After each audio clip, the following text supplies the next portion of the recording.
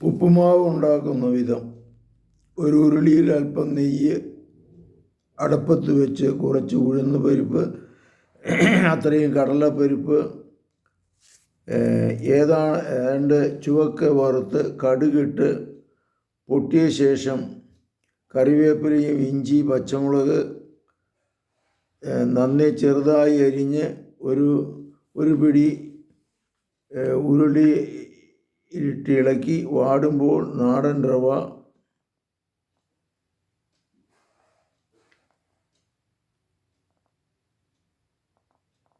നാഴിക്ക് 2 നാഴി വീതം വെള്ളം ഒഴിക്കുക. ഉടനെ റവയ്ക്കനുസരിച്ച് ഉപ്പിടുക.